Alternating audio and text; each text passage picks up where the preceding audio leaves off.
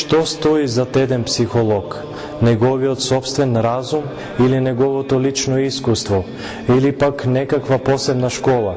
Но не постои некаква општо признаена школа, туку секоја од овие психолошки школи си имаат свое учење, своји ставови и мислења. А зад свештеникот стои Бог. Кога се обраќам јас на свештеникот, му се обраќам на Бога. Подвижничката школа и духовниот живот, за кој пишуваат светите оци, е една, единствена за сите векови.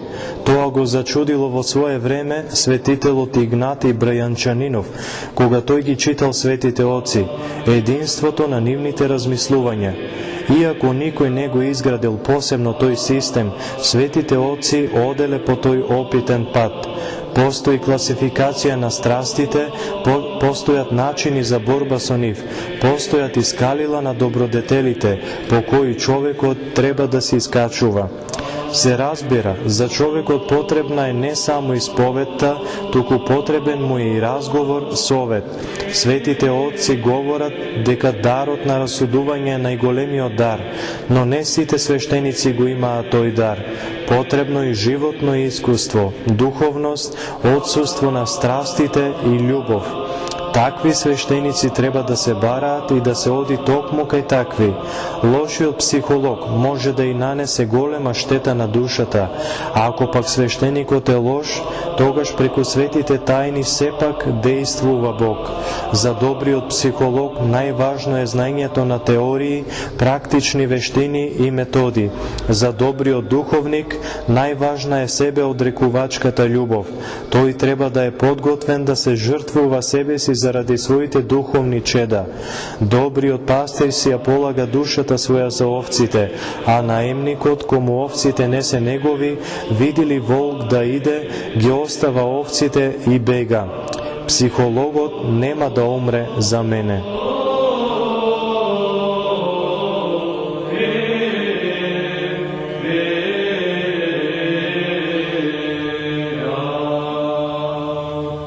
За духовништвото и психологијата прекрасно говори атонскиот старец Паиси. Многу луѓе, вели тој, измачени од проблемите кои самите си ги создале со своите гревови, не одат кај духовник кој вистински може да им помогне, туку завршуваат со тоа што одат кај психолог. Тие им раскажуваат на психолозите за историјата на својата болест, советувајќи се со нив за своите проблеми. И тие психолози, буквално како да ги фрлаат своите пациенти во средината на реката, која тие треба да ја преминат. Како последица на ова, несрекниците или потонуваат во таа река, или сепак допливуваат до другиот брег, иако текот ги однел многу далеку од тоа место каде што тие сакале да стигнат. А ако дојдат на исповед кај духовник и се исповедаат, таквите луѓе без ризик и страв ќе ја преминат реката преку мостот, зашто во таинството на исповедта действува благодата Божја и човекот се ослободува од гревот.